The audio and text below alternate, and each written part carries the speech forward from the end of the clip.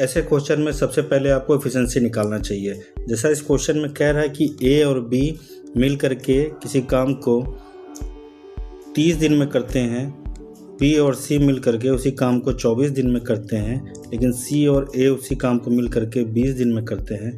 पहले हम इनका टोटल वर्क निकालेंगे। टोटल वर्क आएगा 120, जो कि इसका मल्टीपल होता है तीनों का।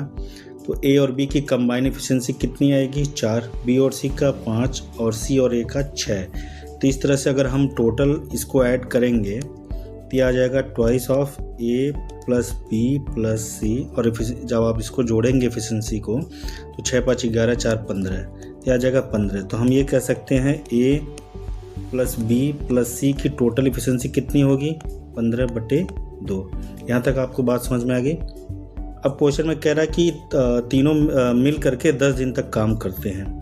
अगर एफिशिएंसी तीनों की 15/2 है और 10 दिन का काम निकालना है तो आपको 10 से मल्टीप्लाई करना होगा। तो इस तरह से 10 दिन का काम निकल के आएगा 15 × 5 = 75।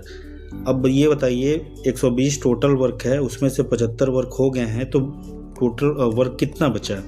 इसको माइनस करेंगे तो आपका आ जाएगा 45। अब 45 काम बचे हैं और उसको करेगा कौन? ए। तो हमें पहले क्या ए की एफिशिएंसी निकालनी पड़ेगी, क्योंकि तीनों की एफिशिएंसी कितनी है? 15/2। तो हम ये कह सकते हैं 15/2 है, तो अगर हमें ए का निकालना है तो बी और सी को माइनस करना पड़ेगा। तो बी और सी की एफिशिएंसी कितनी है? 5। इसमें से जब आप 5 को माइनस करेंगे तो आपका आ जाएगा 5 दूना 10, 15 - 10 आ जाएगा 5/2। तो ए की इफिशिएंसी 5/2 आ गई। अब हमारे पास जो काम बचा हुआ है वो है 45 और ए की इफिशिएंसी है 5/2। तो ए को काम करने में कितना दिन लगेगा?